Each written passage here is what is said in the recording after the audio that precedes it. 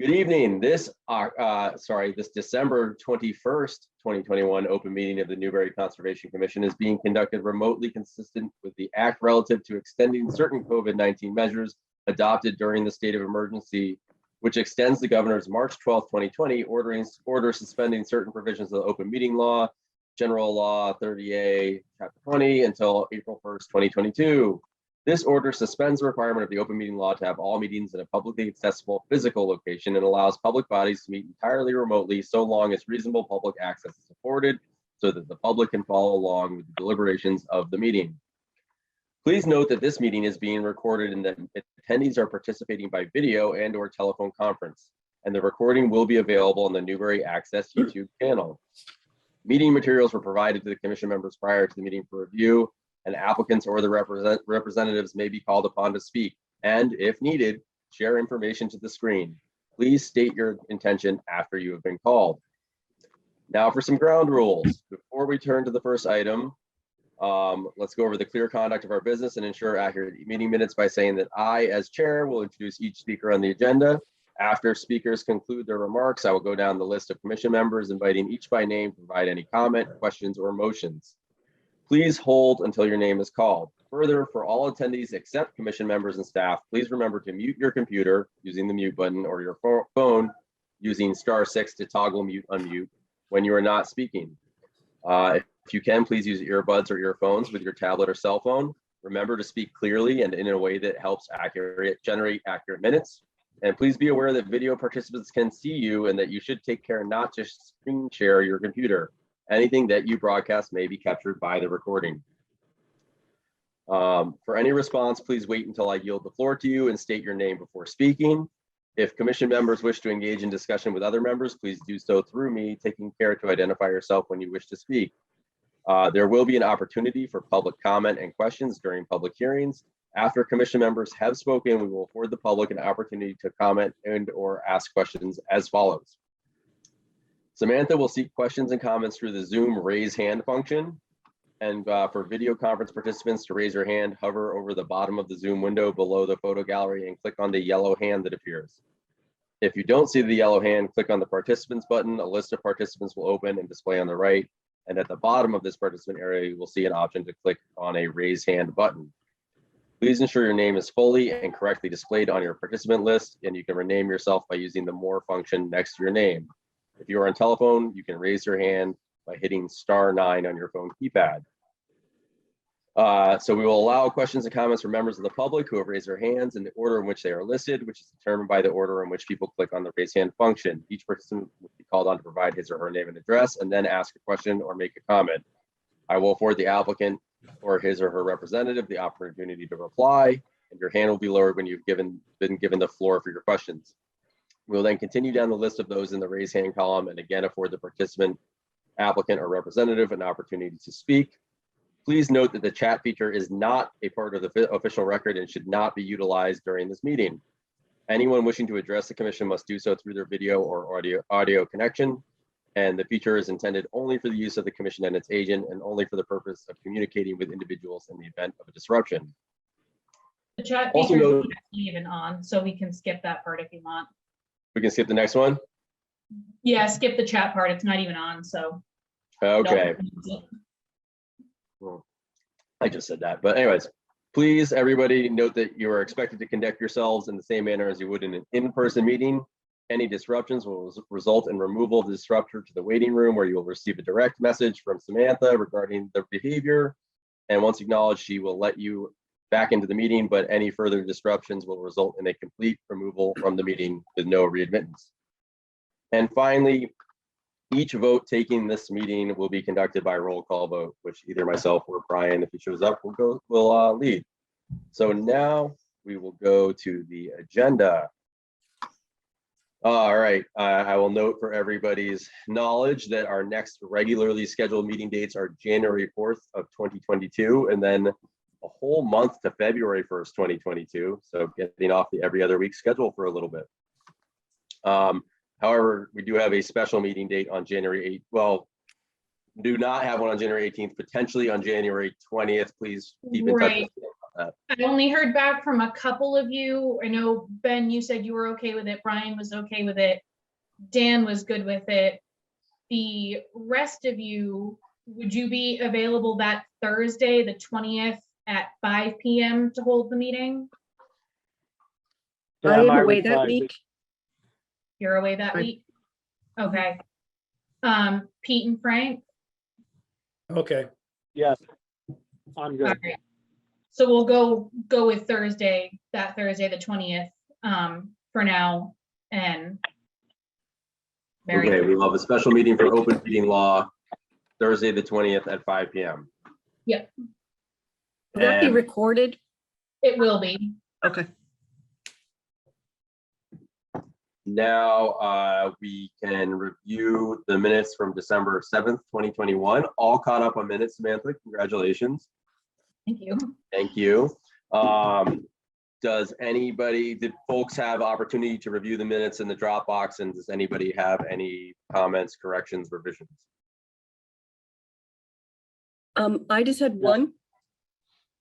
Yep. And that is for Mantor Field, Samantha. I think that I made a comment that questioned whether or not it required a notice of intent rather than a request for determination of applicability. I just want to get that in the minutes. Other than that, they look great. Thank you.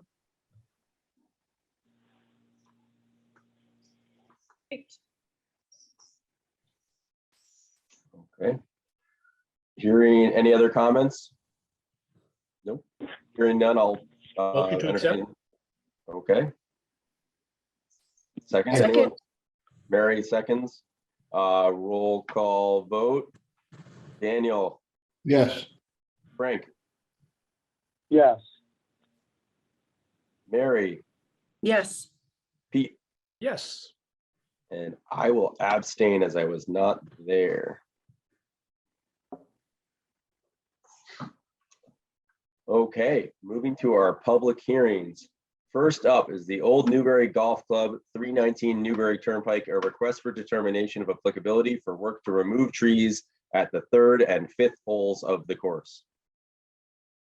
Who is here this evening for that? Is that David? I see, Yes. And I can't hear audio.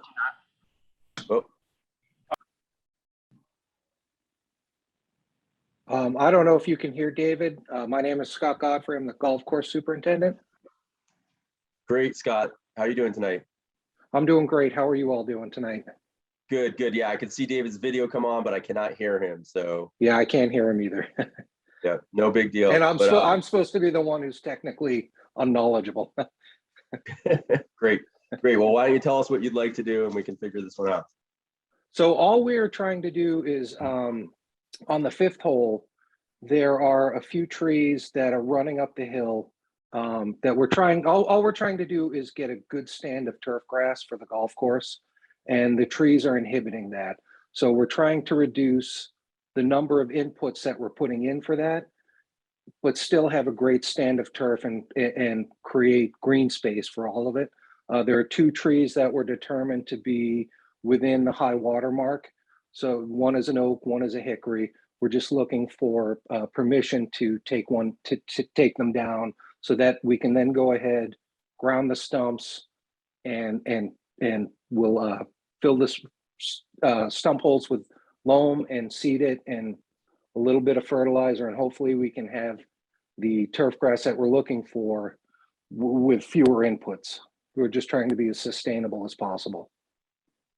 That was it was within the 100-foot buffer of the high water mark, right? That's what, yes, that's what we were, as far as I measured it from where I thought it was, they were both within that, yes. And I went as high as I thought it would be. So yes, they were both within 100 feet.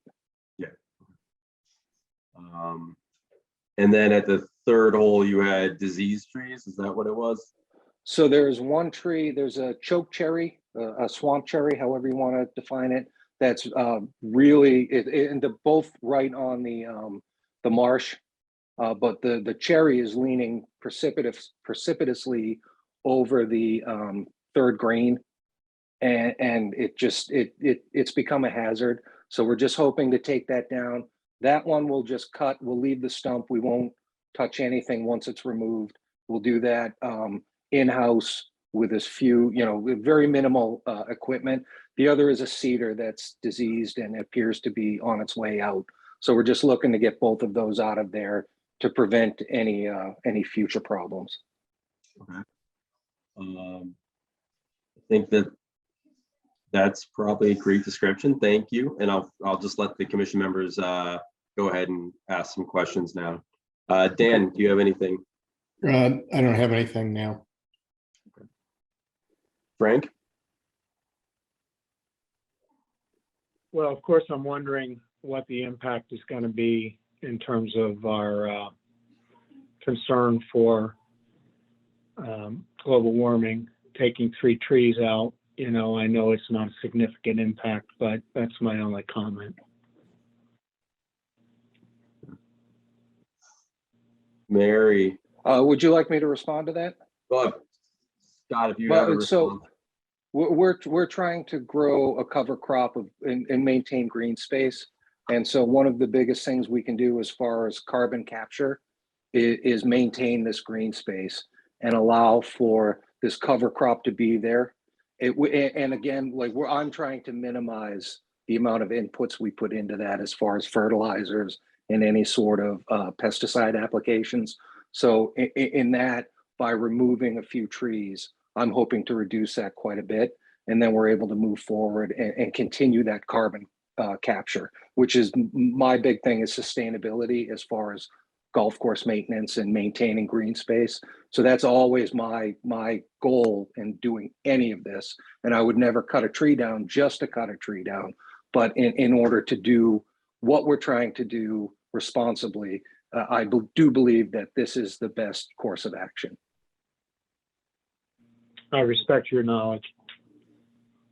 Thank you. Mary? There's not a whole lot of information in the RDA, so it's kind of hard to tell how close you are to a resource. I know that you're within 100 feet of mean high water, I guess, of the Mill River. Is that what we're looking at? Sam, have you had a chance to take a look at these? I have not, no. Okay. Yeah, it's the Mill River, Mary. Well, because it's, I think. well, there's the northern part of the plan that was submitted. What hole is that? That's the third hole. That's the third hole, so it's very close to estimated habitat. Not Yes. really clear if it's within or not, but it looks like it's very close to rare species habitat. That's not in the riverfront area. It doesn't appear to be. And then Those are the trees that we were talking. I'm sorry to interrupt, but those were the trees that we were talking about. One, it appears to be a hazard to me, and really, I think should come down. The other one appears to be diseased and is on its way out. Those two are separate from the two we were talking about before. can they be felled and left in place? If they were felled and left in place, they would have to go into the marsh. One of them, I don't think because it's leaning onto the property, I don't think it could be. I don't see how that could happen. When we do take those down, those are coming down. The stumps will remain in place. There's no plan to do anything with those stumps. They will be left as is to deteriorate as they do, and we'll remove whatever comes down from there. So you'll use a cherry picker or something and just pick them up and put them on a truck? Or a chipper or something? Yes. They won't even be chipped. We'll just cut them up and move them off that site there to either we'll either chip it off away from that area, or we'll just bring it to a compost area that we have. Okay, and then the ones on the other hole, is that the fifth hole? Yeah. Yes. Yep. But Those were the ones we were talking about before, where we're really trying to promote the turf stand, and those will come down. They'll be removed. We'll do that. What kind of trees? One is a hickory and one is an oak. It looks like there's 3 that are coming down there. No, we're only talking about 2 right there. Okay. And do you have any idea what size they are? Like, are they big mature trees? The hickory, well, yes, they're both pretty good sized trees. The hickory appears to be about an 18-inch. The oak appears to be about a 24, 26-inch tree. Okay. So we will be using machines to take those down and then remove, but we'll we'll do that as minimally as possible. We'll be using the cart paths that we have in place to get back and forth, and essentially they will come down and be brought out in the biggest of pieces that can be taken out to minimize how much traffic is coming and going. And they will be chipped on site, but not at that particular spot. They'll be brought to a different area to be chipped, and then the chips will be hauled off site. Got it. Okay. But I work with a number of golf courses, and this is pretty common, where there's shading on the course, and I know they're working to do these. To Frank's point, it might be possible to plant a couple new trees somewhere else where they're not going to present a problem to you on the course, as mitigation for offsetting the loss of these mature trees. Yeah, well, I know a number of members would be happy if we were doing that. We have done that in the past. I just, I'm sharing this, Mary, just to clear up the priority habitat. Yep. It doesn't look like there's, Doesn't Any come all the way onto the intersections. property. Yep. Yep. Good. I think they're Great. clear on that front. I agree with Great. you that it was hard to see. Yep. Now I need to figure out where I need to go to stop sharing my screen. Okay. Peter, I'm all set. Thank you. I am also all set with this one.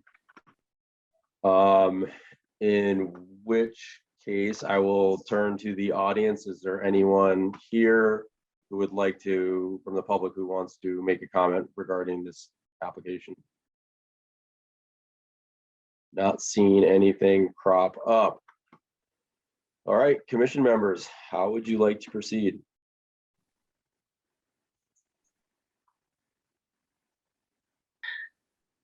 I would make a motion to issue a negative determination with a special condition that 4 replacement trees be installed on the property somewhere. I'll Second. second that. Let's have, and Scott, is that an all right condition? You have no problems with that condition? I mean, if that's a condition that we have to go with, then yes, but it kind of it goes against what we're trying to do in that the turf and the trees don't always get along. We're not advocating for clear cutting the golf course in any way, shape, or form. If that's what we have to do, then we can find spots where that will work. If 4 trees seems like a lot, I understand we're taking 4 down to replace 4. I do get that completely. If that's what we have to do, then that's what we'll do. It's not ideal, but again, If there's not we a all, good place on the course, I'm sure we could come up with another place to put a couple trees. there are definitely places we can find, but Mhm. the part of the biggest problem is the way the roots are working against one another, in that the tree roots are fighting for the water and the nutrients that the turf roots are fighting for. And that's where I keep coming back to inputs. And in order to maintain the turf under these trees, it requires more fertilizer, requires more water, and it requires more pesticides, all things that we're trying to reduce. We're trying to be as sustainable as possible. I want our impact on the environment to be as minimal as possible. Again, if that's what we have to do, then we'll do that. But in an ideal world for me, it would be that we're able to take these trees out, maintain the turf, reducing our inputs, and move on.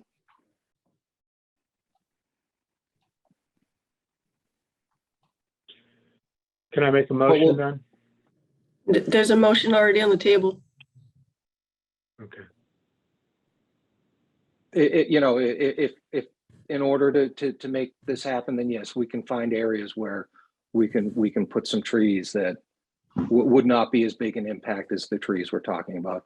However, you know, two of the trees that we're talking about are simply one is safety and one appears to be diseased and dying. So, you know, to me, putting two up to replace two that are going or should go doesn't make sense.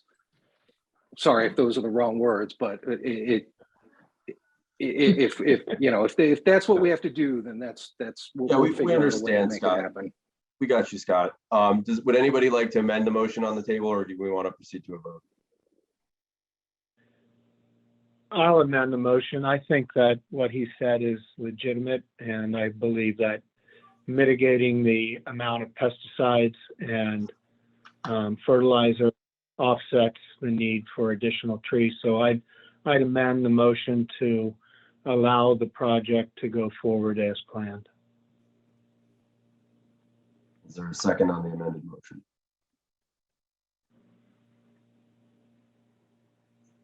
I guess Sal? I don't see how the pesticide and fertilizer issues why they're competing with each other, because tree roots are much deeper than the turf. So that Mary, seems like that false argument, but sure. I think that there's no second on the amended motion, so we're back to the original motion. Got And it. I'll go ahead and do a vote on that. Okay. Roll call vote on Mary's original motion. Daniel is frozen. Dan, Mary's original motion. How do you feel about it? Yes. Okay, sorry, I could not hear you. Frank, No. Mary, Yes. Pete. Yes. I will also vote yes. All right, Scott, thank you very, very much. Sam, I don't know what the holiday schedule will be like for you, but being an RDA, you're able to start work whenever you would like. But if you wait to get the paperwork, you're covering your bases a little bit more. Okay. Yeah, we're a few weeks out from starting anyways. Okay, yeah. Basically, if there's an appeals period, but with an RDA, you can go ahead and start work. But if somebody appeals it, then you're going to have to stop work and could potentially have to mitigate. Okay. There's nobody here who showed up. That's your choice. Okay. All right. Thank you very much. I appreciate your time tonight. Thank you all very much. Yep. Thanks, Scott. Good night.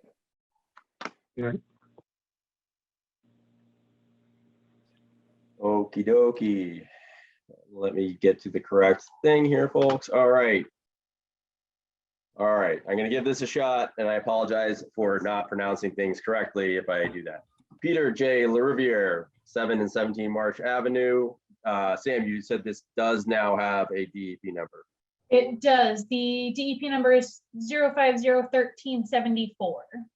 Okay, DEP number 0501374, an abbreviated notice of resource area delineation to confirm boundaries and any associated buffer zones for wetland resources on the site. Who is here tonight? Is it Mr. West, who I see? Hey, Mark, how are you? And also Sam Colombo from Millennium Engineering. Great. And are one of you going to be presenting anything on screen tonight? Yes. Do I need permission to share my Sam, screen? I think Sam might need to give you permission. Nope, you should be all Okay. set. Okay. Mark, you're more facial hair than last we saw you. Just getting ready for happy solstice. Happy solstice indeed. Hopefully this works. One moment. All right, can you see the plan now? Not seen anything yet. Hold on just one sec.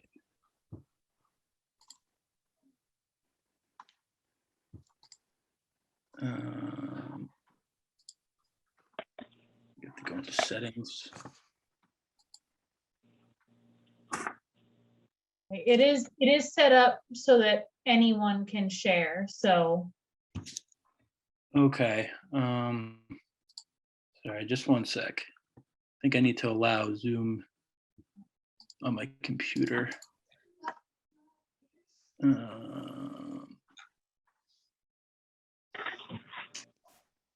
want me to give it a shot? Oh, Yeah. Oh, there we go. I think that's Mark's screen we're seeing now. Yeah. I also have it up, the plan up in Adobe if you want me to share it. There we go.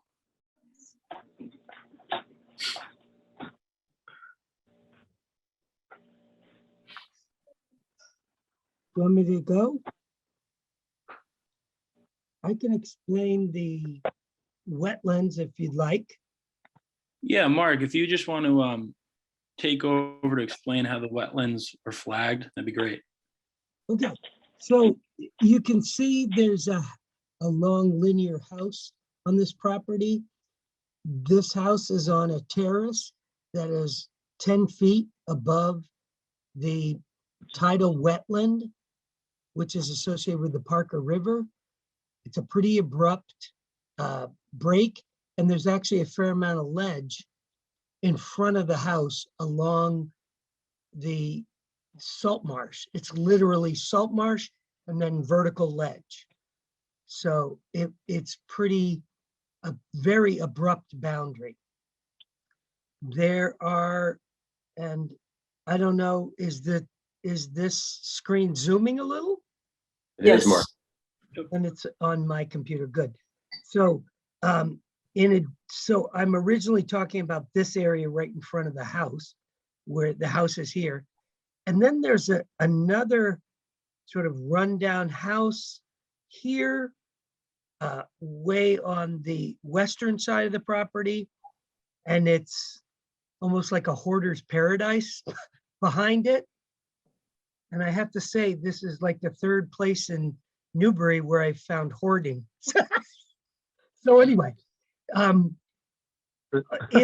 in this location, in front of this house, there's a wetland finger here. And also in another location here, there's these are two freshwater wetlands, which are probably driven by shallow to ledge and clay restrictive soils. And both of these drain down into the salt marsh. But the salt marsh is the main feature. There is a dock and a filled old path to the dock, but portions of that path flood during higher tides. So we base the riverfront on the tidal wetland boundary. And then we have additional buffers to the freshwater wetland boundary, which are these two pockets. I don't know if this shows up that well, but they're in the western side, right along the northwestern boundary of the property. So it's pretty straightforward delineation. There is a Mass DEP. See if I can move this. Hold on. Here we go. There is a Mass DEP wetland that is shown, or they show a wetland along to the west side of the right-of-way. And I dug holes there. I did plant community analysis. I was there 2 different times and found no wetlands in that area. So, and then you can see it goes up higher and higher. So this is overgrown with trees. It's a forest, but it used to be farmland, very thick topsoil layer. So that was the result of my wetland.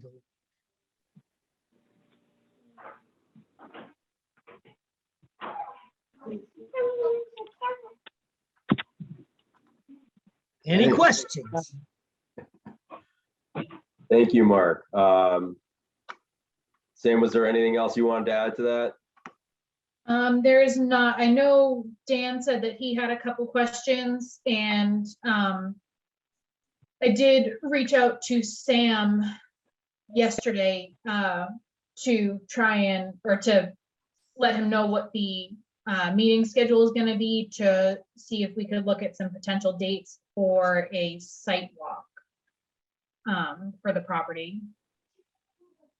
Yeah, I'm flexible. So, I mean, I guess I'll just wait to see what you guys have for availability. And Mark, I'm sure you'll want to be there also.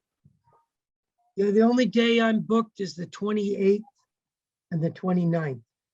But the 27th, 30th, 31st, or you all are meeting by the 4th, so I could also do the 3rd. And I could squeeze in those other days if those are the only days available. Problem is, it gets dark kind of early. Yeah. At least we're headed the right way now, starting tomorrow, right? Right. Okie dokie. Well, in that case, I will go around the horn and we're going to reverse it. Peter, No questions. Mary, Mark usually does a really good job with the delineations, but I do think we should walk it. And since it's his NANRAD and make sure we're all comfortable with it, it's a pretty good sized parcel and there's some discrepancies between what DEP is showing and what this plan is showing, which I'm sure are explainable, but we should probably get eyes on it. So I would like a site visit and I can be available pretty flexible next week. So I have pretty limited availability next week, but let's get through the comments and then we'll go to scheduling. Frank. No questions. All right. And Daniel. Yeah, my question was basically already been answered, that, I noted the DEP had stuff in the front of the lot, and if there's nothing there, that's good. The site visit will be helpful, I think. Ryan, welcome. Did you catch enough to have any questions, or you just want to go ahead and look to dates to do a site walk? Yeah, I can do the site walk and then ask questions after. And just apologies, everybody. I have no good excuse for showing up late. I just forgot what day it was. It'll happen. It'll happen. All right. In that case, are we skipping into next week to even talk about dates, folks? I mean, I'm no good until after the 1st. You're okay. And it sounds like the applicant would like to do this on the 4th rather than wait till February 2nd. Is that right? Yeah, that's correct. So that puts us on the 3rd. That works for me. I mean, whatever time works for you guys. Can do the 3rd. Commission, how do we feel about the 3rd? I'm not available. I'm in Newport, Rhode Island right now, so I'm not available. I think I am fairly available on the 3rd. Point at my other calendar here. All right, I am available on the 3rd. Pete? Yep, late morning, early afternoon. Late morning, early afternoon. So we're looking at a Sunshine. midday. Sunshine. Yep. Dan? Yep, I'm good. Mary? yep, that works for me. All right. And Brian is the 3rd. Do you have a time of day issue? Yeah, I'd lean towards earlier being better. All right, let's say 11 a.m., folks. Does that work? 11 a.m. the 3rd? Yep. Okay. Okay.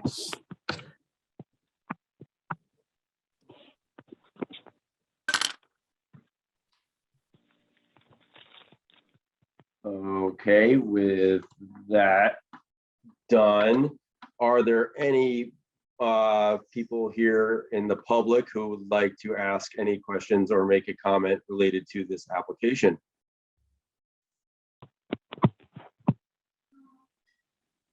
Do not see any hands going. See no hands, nobody unmute, anything like that. All right, so it sounds like I will happily take a motion to continue this to the January 4th meeting. So moved. Second, Second. All right, roll call vote. Daniel. Oh, sorry, Yes. Brian.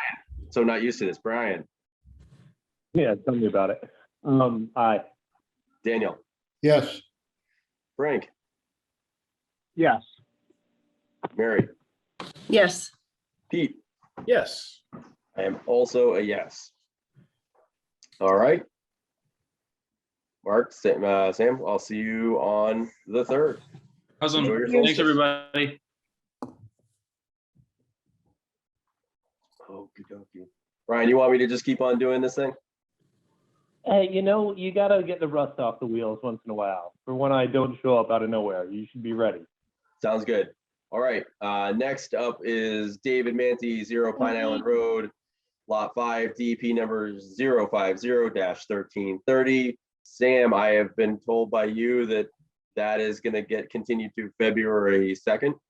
February 1st. And Mark, do you mind stopping your screen sharing? I'm trying. I'm sorry, hold on. That's all right. It won't pop back up, so, oh Christ. Oh, here we go. Sorry That's about all that, right. bye-bye. All right. But yes, Tom Hughes did request a continuance to February 1st for Oh, there you go. That's right. the continuance for this, so that they can have some more time to get the plans done up. Okay. Well then, I make a motion to continue the meeting till the hearing till February 1st. second, Second. roll call vote. Ryan, Yes.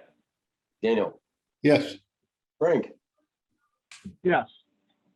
Mary, Yes, Pete, Yes. and also me, yes. Okay. Next up is a modification. Oh, no, yep, yes, next up is a modification. Governor's Academy, 313 Newbury Turnpike, DEP 050-1264, minor modifications to an issued order of conditions to construct an environmental studies building and appurtenances. Mr. Beaudry, Woodruff, nice to see you this evening. Hello, everybody. Mark Beaudry from Meridian Associates. If I could, yeah, we basically what is proposed here is an amendment to the, and I'm careful that I want to use that word carefully, but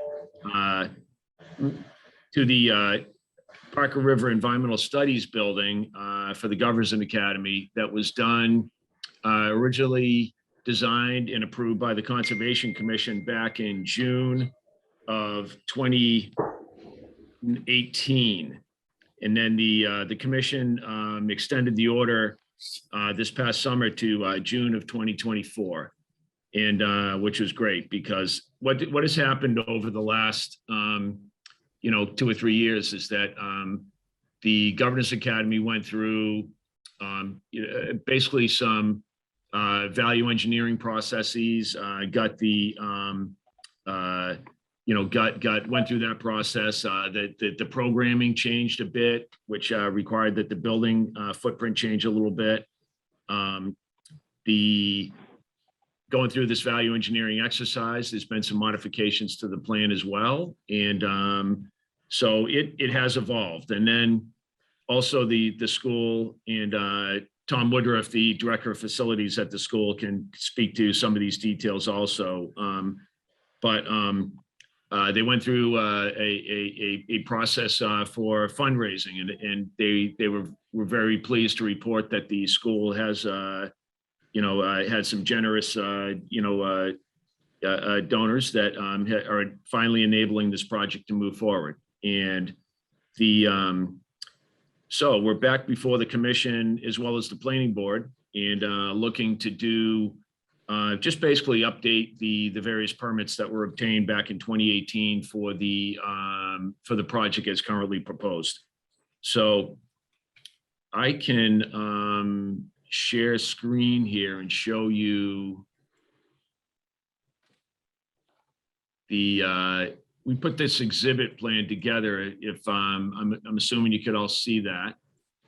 And what is actually in black is what basically black and brown is what is currently proposed. What is shown in red is what was originally proposed and approved by the commission and planning board back in 2018. So first, let's talk about the building really quick. So this black footprint and, in decking and whatnot around the project, around the building itself is what was, is currently proposed. What is shown in red is what was originally approved. So you can see that it's been twisted a little bit. And, part of the reason for that is to keep everything out of the, the 100-foot, inner, right, keep it out of the inner 100 feet riparian zone for the Parker River. And which is this line right there.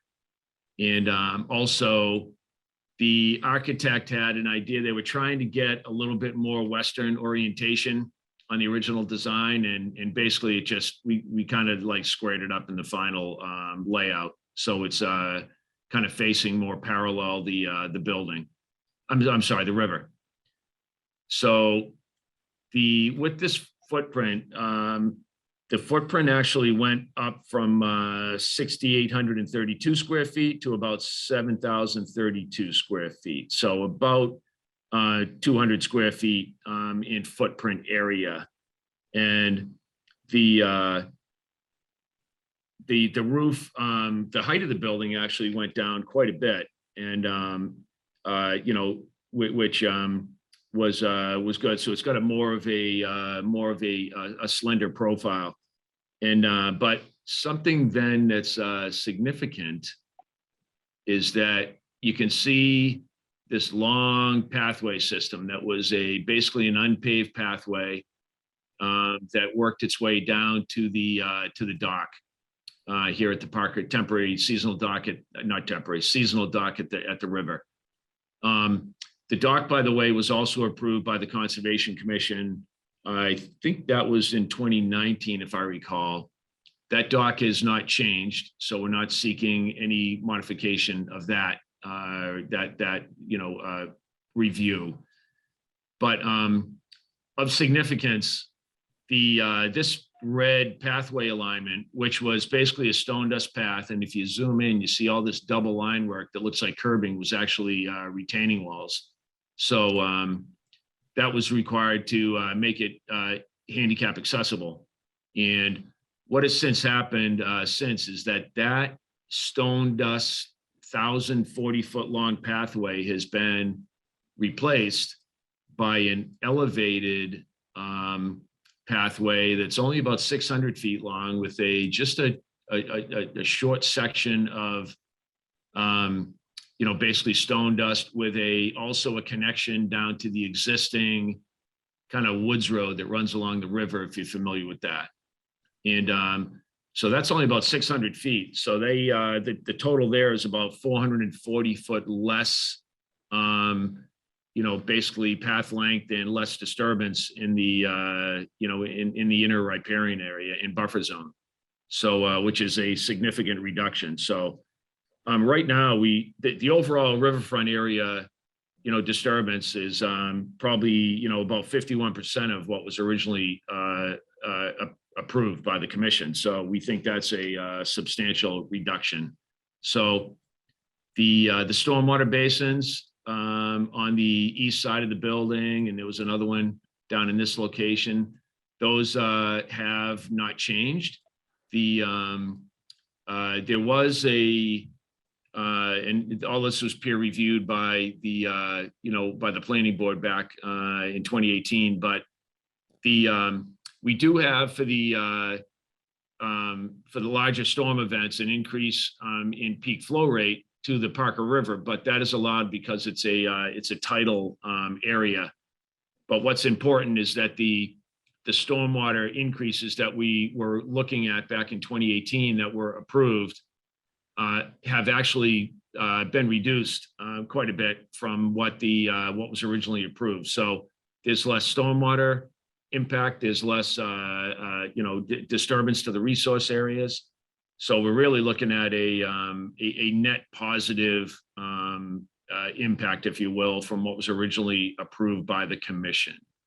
So I guess what we're looking at is that the commission can find this as a minor modification that could be addressed with with a letter from the commission or whatever to acknowledge the changes, and we'll pick all this up as part of the as-built plan for the COC, as opposed to formally amending the order of conditions or whatever.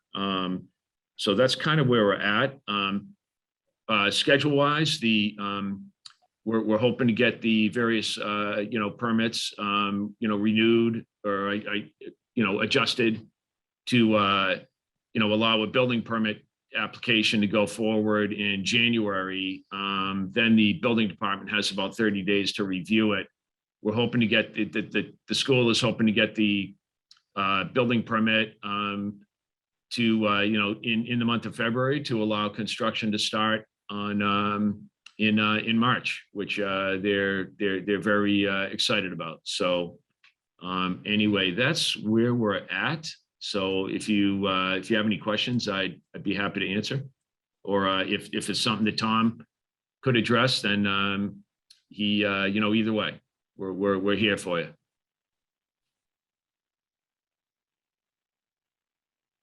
You're muted, Ben. Thanks, Mary. Tom, do you have anything to say? Thank you, Mark. And Tom, if you have anything to say before we start going around the horn here. No, I think Mark did a great job covering it all. You mentioned, I think you mentioned it, but I just to point it out, the roof height has changed pretty significantly. Much lower profile, much less visibility. That's not really your domain, but I think, yeah, just to sort of recap what Mark said, I think we feel like there's much less impact in the resource areas and a much more sort of sustainable design that we've put together here. But happy to answer any questions or. Great, thank you, Tom. Sam, do you have anything to add?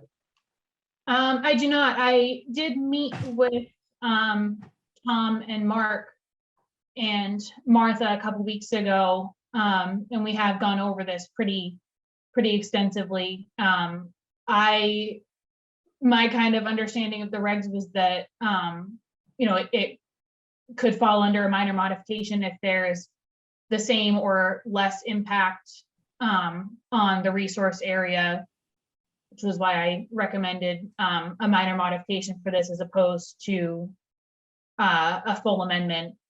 And I didn't really have any concerns about it in what they were planning. So. Thanks, Sam. I think I will, given the dual board process of this one, Pete, I'm going to start with you and both from the conservation perspective and anything you think we should know from the planning. Yeah, no, Ben, this is before planning and it's been presented. And so we're working through that process. So we're involved in this process. Yep. Okay. And nothing conservation wise where they sync up though. Yeah, everything's on track. Great. Okay. Mary. I guess, Samantha kind of answered the question here. I mean, typically a minor modification would be done for a minor plan change. It's a pretty major changes, but they're reductions in impact. I would agree. The only question I had was, I wasn't on the board when this was originally reviewed and whether or not there's any public input or public comment, because the one thing that modification does is cut that off. Reopening the hearing to officially amend the order of conditions requires re-notifying abutters. So we're cutting that process out. So if we go forward with a minor modification, so I just wanted to understand whether or not anyone who was on the board then, but Dan, I guess that would be you, and I guess maybe Ben, if that was any part of the, if you recall, if that was part of the project at all.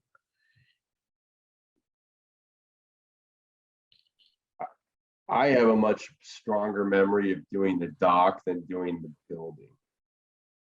But I don't remember in either case much public input. Dan, do you have anything that you No. recall? No, I'd agree with that.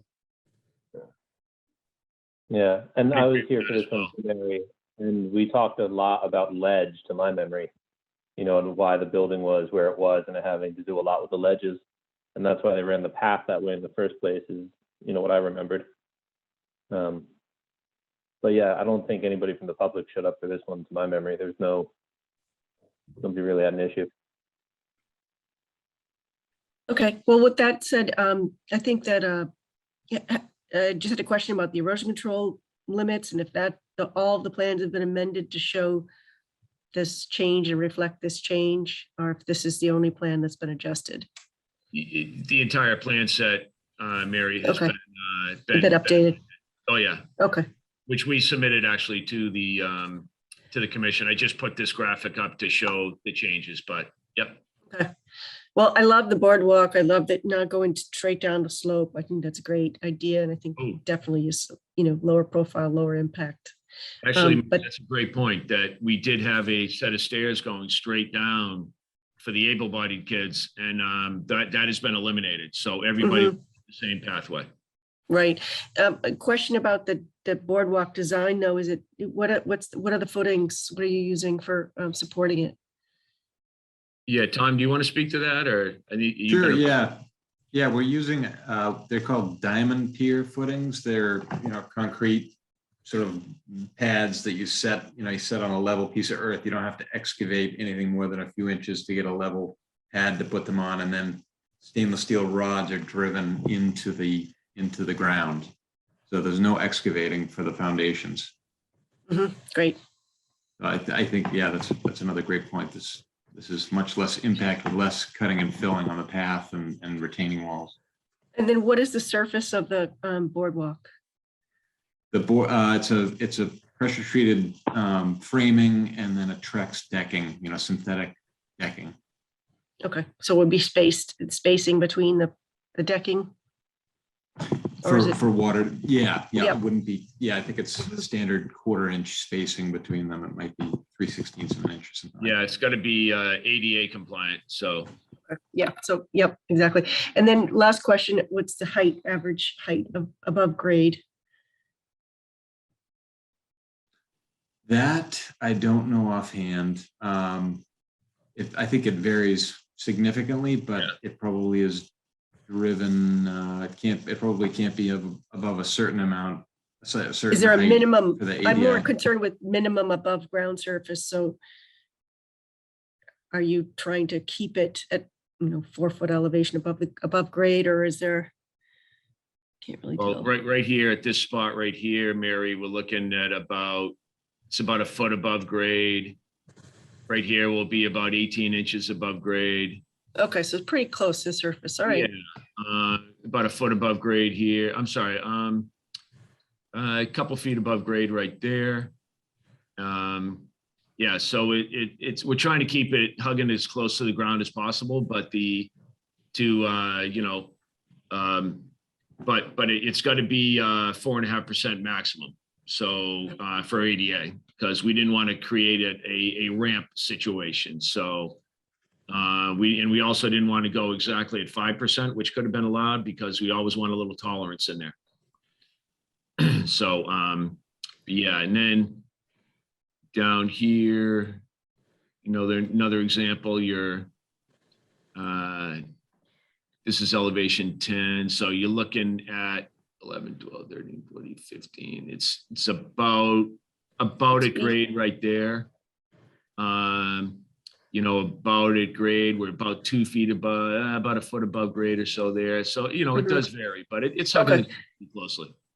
Yeah, that's what I'm just trying to get a sense if it's 4 feet above grade for most of it, or if it's No, well- low to the surface. Yep.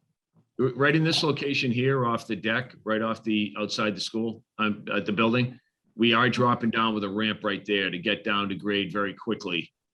And those are accessible ramps. And then we pick up the walkway. All right, so that's a pretty good drop of 10 feet from the floor elevation down to grade, and we're doing that very aggressively, right? Right along the front of the school building, and then we'll have a walkway from there. Okay. Typically, like for a salt marsh boardwalk or something, you'd want to have 4 feet above grades that the grass could grow underneath it, but this is not that kind of environment, so I don't think it's a problem to have it elevated the way it's proposed. Okay, sounds good.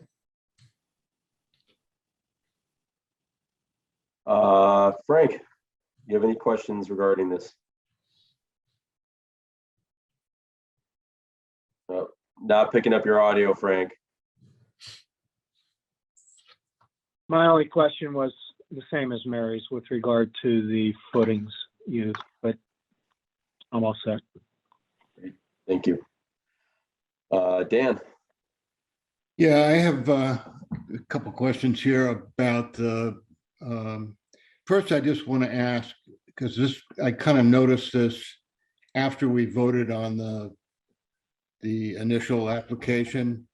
I didn't really notice, but there is some infrastructure way on the right-hand side of the plan, a path that runs parallel to the wall there. I think it's a wall. And I just wondered if you guys looked at going that direction rather than to the north. Are you talking about this path here, Dan? Yeah, I mean, there's a path there, and there's also a path running east-west, just all the way to the edge of the drawing. I don't know if those connect. Look very close to the, in between the, yeah, you're seeing it right there.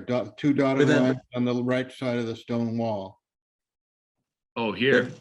Yeah. The existing cross-country path runs sort of east-west along the river, and then it cuts through that stone wall and starts to head sort of south from there. And I think trying to connect to that, the grade just didn't work. And there is some wet area in between the building site and the path on the east side of the stone wall. Wetland right there. Yeah, I mean, I was just, it sounds like you looked at it and dismissed the idea, which is fine. But that was something I noticed after the fact. If I can talk about ask a question about the ramps, do you have any dimensions included in your modification plan? Width. Yes, the pathway, all that stuff is, there are details for that, Dan, in the full plan set. I can try to pull that up if you'd like. Well, I didn't see it. I think it's just important that we have, those details. We know what they are, and they're not just sort of however it ends up. Right. How many different, how many diamond piers are required, that sort of thing. Yeah, I mean, we don't have we don't have that kind of detail on this set. You're right about that. I would say my discomfort with the original plan was all the retaining walls and, disrupting the sheet flow. There was it looked like there was some riprap in the thing before. I mean, this particular section, the timber wall path, there's no similar sectional view for Yep, you're right. I stand corrected. We had a detail for the stone dust path, but not the elevated part. That's right. It was probably on the structural drawings.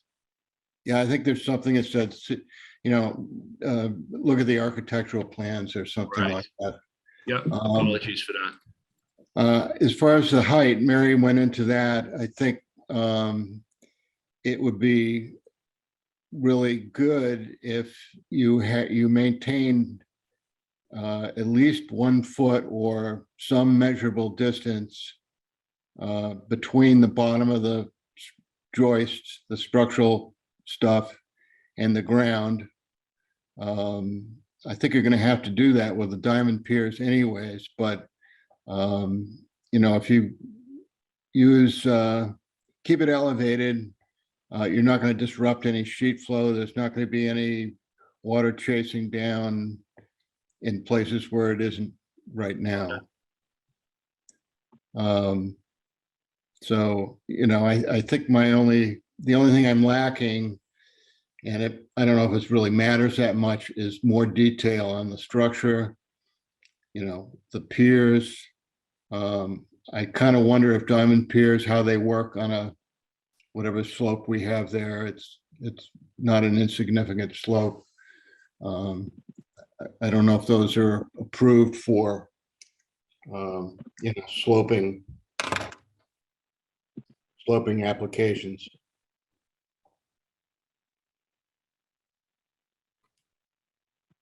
So, yeah, I mean, that's all I got.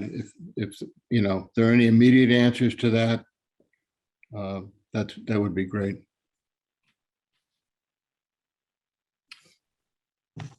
Mark, I personally don't have any immediate answers for that. We showed it in plan view, but we did not, Meridian didn't do that design actually.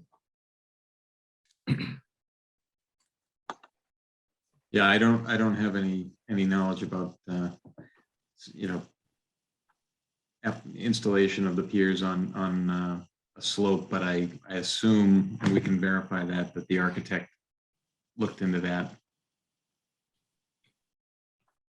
Yeah, if I can ask one more thing.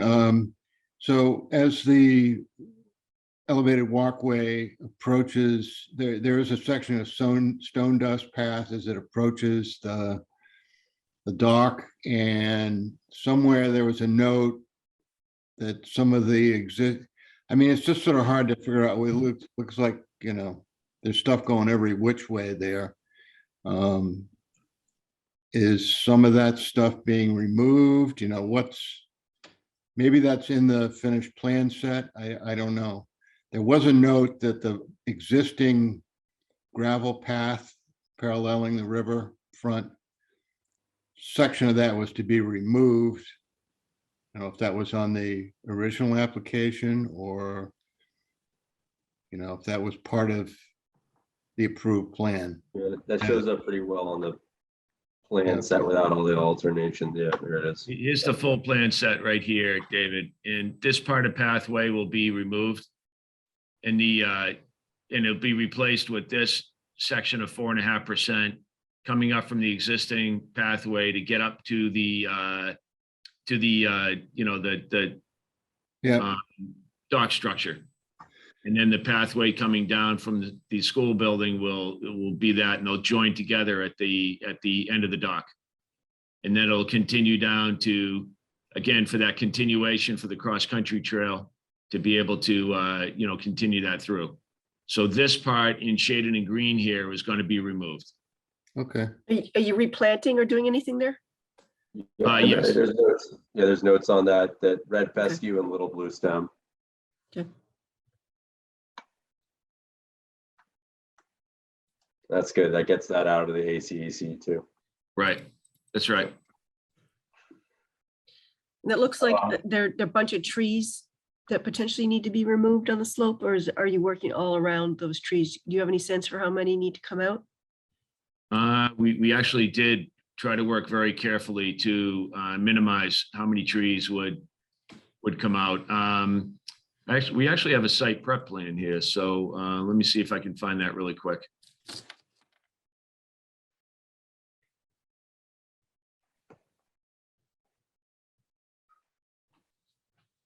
It's the landscape plan. So yeah, that talks about the right here with the planting.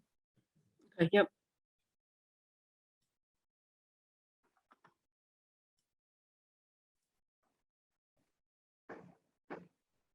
And here's the site prep plan. So, this is where the school building is with the limit of work around it. So, we're looking for the pathway itself, 1, 2, 3, 4, 5, 6, and this is at the dock headwork. So maybe, 6 or so trees, and then, 3 or so associated with the dock. So, I mean, you can see the, tree protection is being shown in this plan. So we really tried to avoid a lot of the, significant trees. Yep, for sure. A couple 30-inch pine, 28-inch pine, we were really seriously trying to avoid, the bigger trees where we could. I have to imagine again, Mayor, that this would be a positive trade-off where they're not having to excavate. Oh, it's yeah. less footage, and they're not having to excavate. I mean, if this was an excavated drill, there'd be a lot more Agreed. trees going out. Yeah. Yes. Ryan. No, I was gonna ask a question about trees and if the path was gonna bob and weave, and we got that answer. So that was my main focus. And otherwise, it gets into the question of erosion control.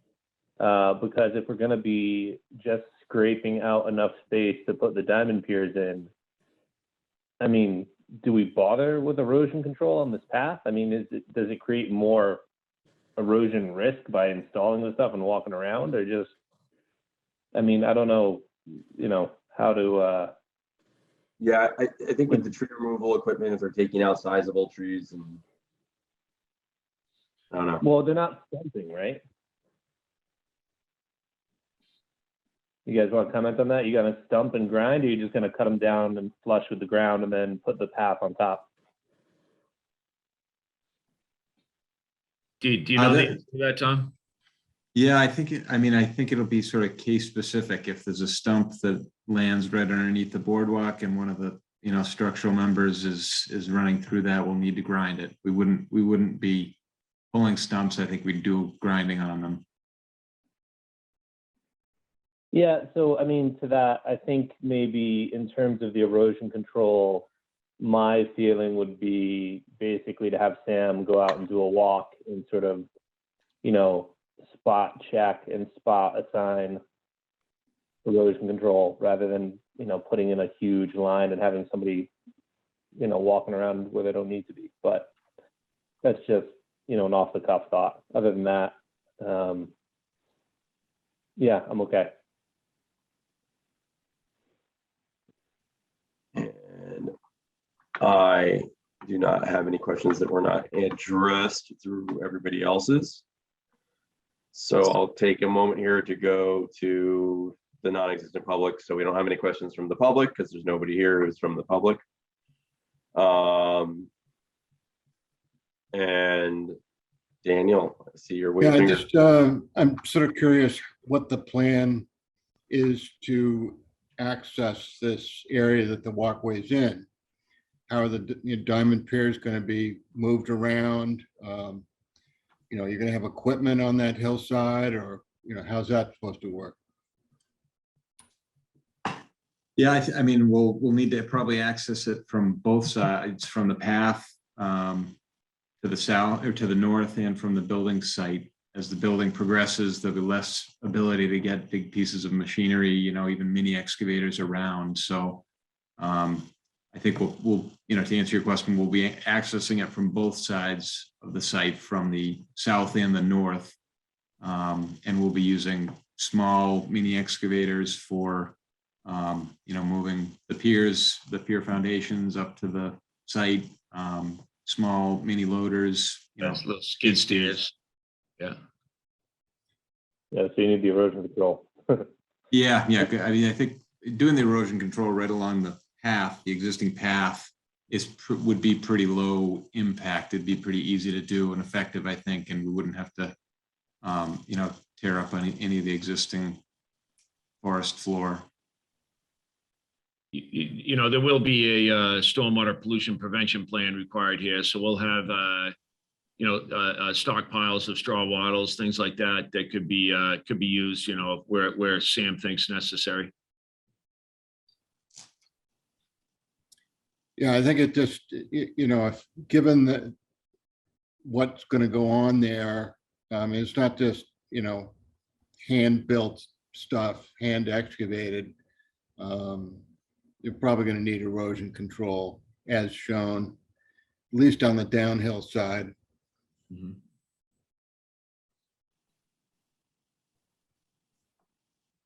So I think, Dan, so we're probably at, does the commission want to see more details on the exactly how the pilings are going to be done and how many pilings are going to be before we vote on anything? It sounded to me like the one outstanding issue that would not be something that could be conditioned. I would like to see that, you know, a plan for the boardwalk and the foundation. Okay. The piers, yep. Okay. Dan, I'm assuming you would as well. Yeah, I mean, I think that's the right thing to do. I think that makes sense also. Could I ask if we could just continue this, or, you know, and get that information to you instead of doing that as a public hearing, formal amendment type procedure? Yeah, no, I think that that's what we would, I'm okay with that, as long as procedurally somebody has, I don't think there's any reason we can't do that. If we can just, I don't even think do we have to continue this as a modification? Technically, it's not a public hearing. Yeah, I don't even know if we need to I technically. think technically we don't need to do a formal continuance. Vote. Okay. Yeah. So do you think that for that January 4th meeting, Mark, you'll be able to provide that information to us with a couple days lead time? Yeah. And then we can talk again on the 4th. It sounds good. Perfect. Anything else that the commission would like to get between now and then? Let's get everything. If I'm forgetting something. Brian, are you thinking of something else that we need to know? I've got one spitball to throw out there. You know, if we're not going to do an amendment to the order, you know, then the plan of record obviously becomes this one rather than the one that's in the order. And so I'm wondering if it's worth, you know, getting this recorded down at the registry, you know, as a separate thing, so that, like, if Sam moves on and all of us aren't here, that the next step when the COC comes through, they actually, you know, the file doesn't get lost in a storage container somewhere. Does that sound like completely over the top and not helpful? Or I think that with the process that's going on now, it would be in the minutes. It would be digitally uploaded and attached to this property, right, Sam, through Permit Link and everything else we're doing? Yes, it would be. And I have all of the electronic versions of all these plans and everything already. And anything new that comes in would have to be electronic copies as well. And it sounds like That the plan set doesn't get recorded with the order anyway. So it would, you know, that would be different. yeah, but I mean, I don't know. I haven't looked at the order. But some orders will record the plan set so that they're easier to find and track down and all that. Sam, did you, I mean, rather than me looking, is the plan set mentioned on our order for this one, or is it not? I'm not sure. I would be willing to bet that it is, that the old one is. They typically are. Yeah, I'm just looking at the order conditions that we've got now. I'm scrolling. No, this is one of the older ones. So the plan set's not even mentioned. All right. Well, the plan set's mentioned, but it's not recorded, to my knowledge. That the order should Right. refer to the plan set. No, right. I'm being a bit flip with my language. And then, so in the new order of conditions that Sam does, you have a cover page, part of that cover sheet is going through all the relevant documents. And that She's plan not gonna set- do it, no, that's the thing, is there's not Yeah. gonna be a new order of conditions. Right, exactly. So So- so whatever we agree to would be just a letter or something saying, yes, we agree to the modifications shown on X plan. That'd be all that. There's not a form for, approval of a request for a modification. Right, and I can issue a letter that has kind of that the sort of title block that sorry, not title block, the Yeah, that cover page approach. yeah, on the special condition page where it lists all of the documents that get referenced in the notice of intent and that are referenced in the order. I can kind of copy and paste something like that and put it into the letter so that we have some, official signed town seal record that has the modified plans listed on it. Yeah, and I think even then we're talking, yeah, okay, so I think we have a solution and it would be something that would be conditioned rather than, rather we're really conditioning. Right. Okay. No, Sam's got the gist of it. I'm good with that. Okay, great. And anybody else want to throw in the piece of information we're missing before we let Mr. Bozier and Mr. Wood drop off for the evening? Nope. Mr. Mark? Chairman, just real quick, so just so I'm clear, Yep. By the 4th, get you information for the elevated decking in piers. And did you also say erosion control information? I think that you told Mary early on that the revised plan set had full revised erosion control. Yes.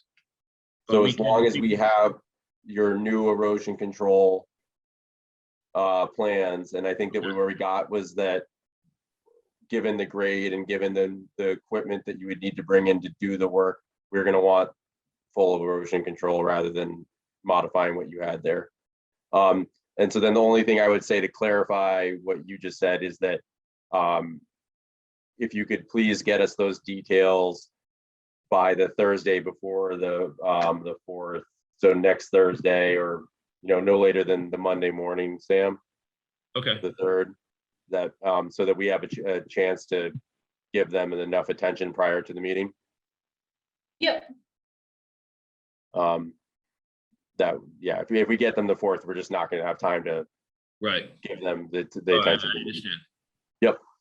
Other than that, thanks for coming in. It's cool to see the progress, and it'd be neat to see you hopefully break ground in the spring. I drove by there in a boat the other day. It'd be interesting to see a building there. So, congratulations. Yeah, thanks. Awesome. Thank you very much. Appreciate it. Yep. See you up Happy front. holidays, folks. All right, you too. Thank you very much. Talk to you soon. Thank you.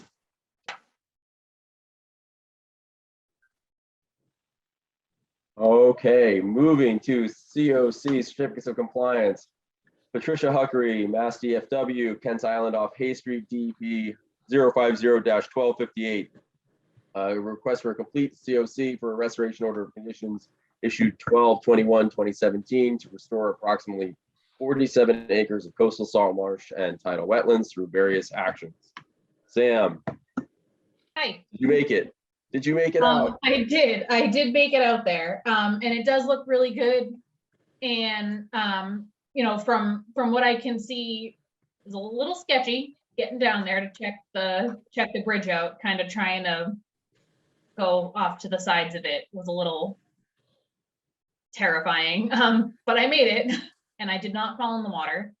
And it does look really good out there. And I had been out there actually a couple times in the summer. And before everything was all brown and snowy. And it does look really good. And I believe from what I can tell that it looks like they have done everything properly and Lovely. Is this the project for the bridge onto Kent's Island? Yes. Okay. Yep, so they did like the concrete bridge and then they did some marsh restoration around it. And the bridge replacement, I believe, was part of the restoration project. It was like an actual restoration order of conditions, Yeah. not the standard one. Yeah, they opened up the title, yep, the title restriction. I Right, walk my dog there all the time, so yeah. familiar with it, but did they submit an as-built plan? They did, yep. Do you guys actually, for COCs, do you want me to upload those to the Dropbox so you can see them? Yes, Okay, thanks. all right. Yeah, and I do have all the as-built plans, everything. There are actually quite a few. I think there are 4 or 5 sheets of things that they submitted. But it does Are there look, any changes from the original approved plan? Did they say anything about differences? not that I could tell, and they didn't submit, you know, in their email and everything, they didn't submit anything saying that there had been any changes, so it did not look like, from what they had originally proposed, that anything major or significant had really changed at all, so. Well, Mary, since you just wanted to go out of order, here we are. Sorry. Did it again. It's all good. Brian.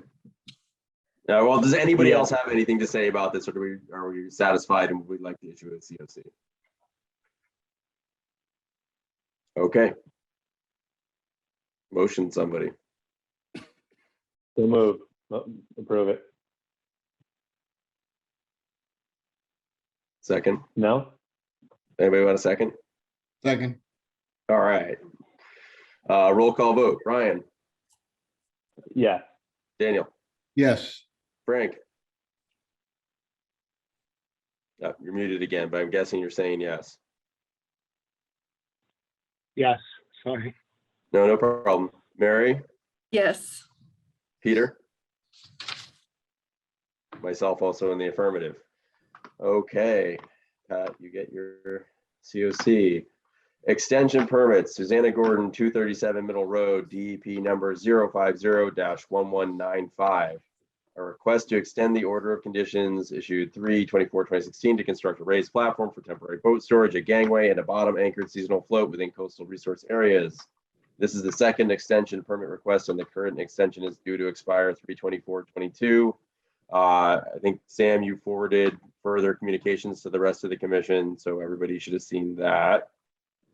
So she now twice has kind of said, we've asked her twice to come in, and she has said she is too busy to come in. And by come in, I mean sign into a Zoom meeting. Yep. Okay.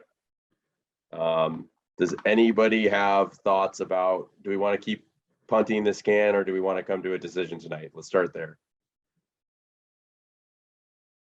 I think we can decide because she's made it clear that she's cool with us doing that for her.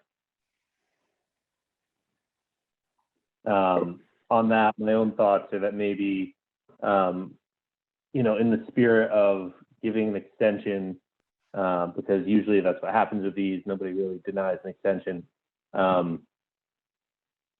But also recognizing that we probably would have approved a completely different doc. I think maybe we give her a year as opposed to a 2 or a 3 year.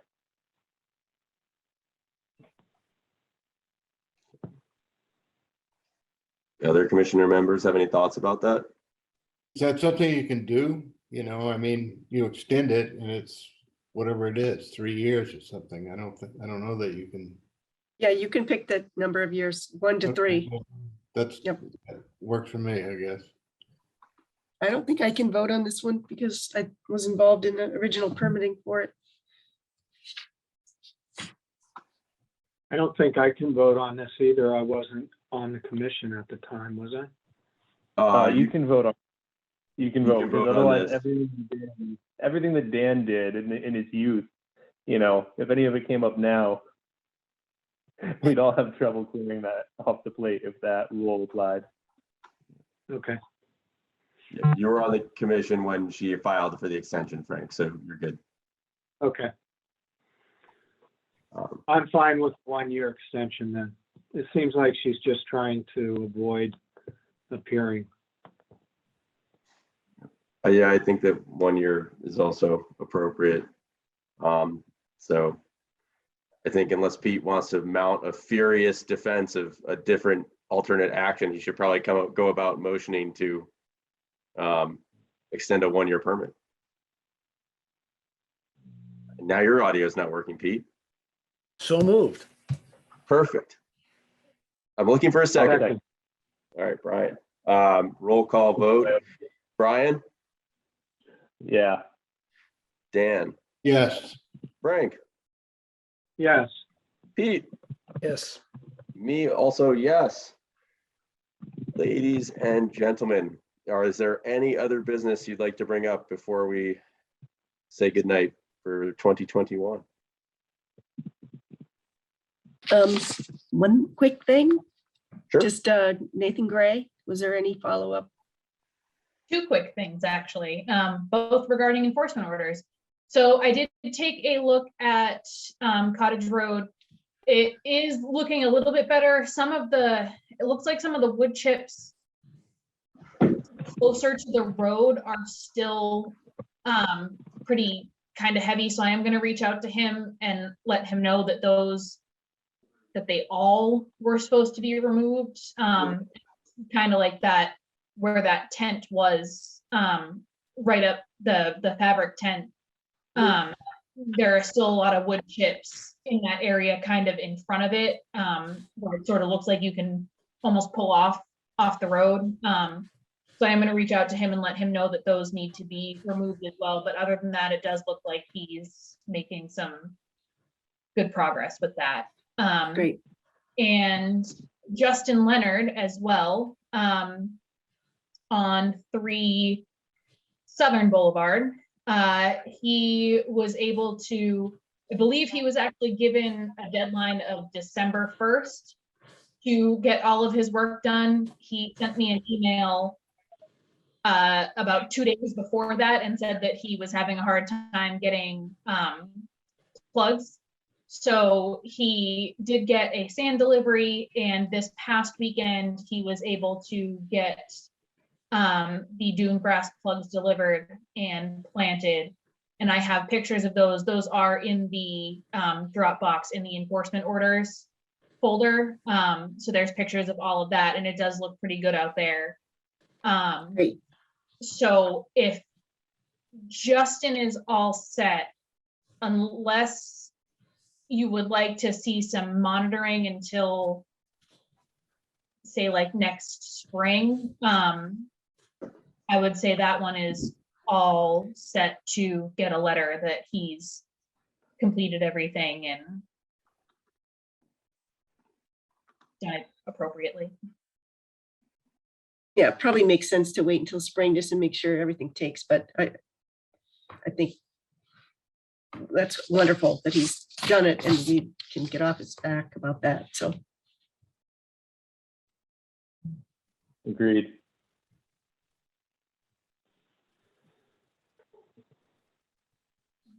That's all I got.